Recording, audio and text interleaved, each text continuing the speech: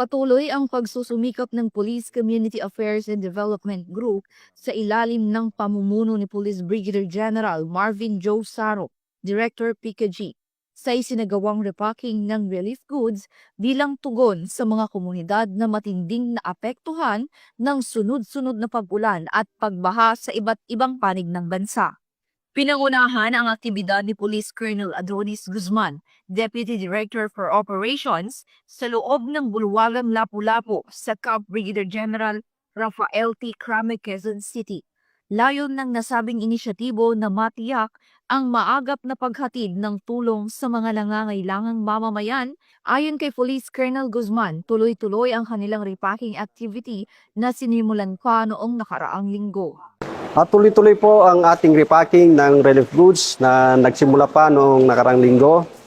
At layunin natin na agad na may padala ang mga ito sa mga lugar na labis na napektuhan ng pag-ulan at pagbaha, dulot ng mga nakaraang bagyo at habagat.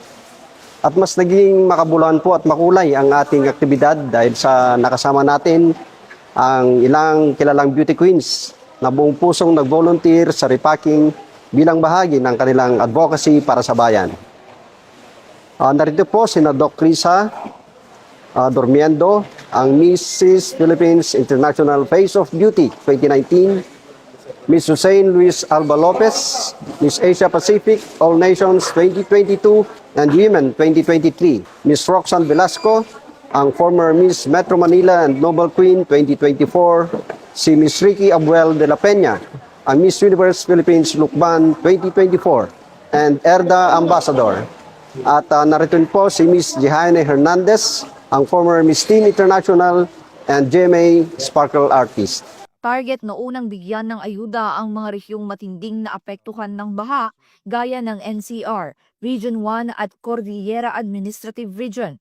Isusunod din ang iba pang lugar na kasalukuyang tinutukoy ng mga local units bilang nangangailangan ng agarang tulong. Ang mga nire-repack nating goods ay mula sa donasyon ng iba't ibang stakeholders. Kabilang na rin po dito ang nalikom sa isinagawang Boxing for a Cause ng ating Chief Philippine National Police itong nakaraang linggo. At iba pang inisyatibo ng PNP katuwang ang mga partner organizations natin. Taos puso po ang aming pasasalamat sa lahat ng tumulong at patuloy na sumusuporta sa adhikaing ito. Sa pagtatapos ng aktibidad, ipinamalas ng PKG ang kahalagahan ng serbisyo, may puso, ang pagiging tulay ng pulisya para sa malasakit, pagkakaisa at pag-asa. Sa mga kapulisan, sa mga beauty queen at sa lahat ng tumulo. Kayo ang tunay na ehemplo ng makabagong bayani, tahimik na naglilingkod, buong pusong kumikilos. At sa gitna ng bawat bagyo, baha at hamon, patuloy ang pag-agos ng malasakit ng kapulisan para sa bayan, para sa mamamayan.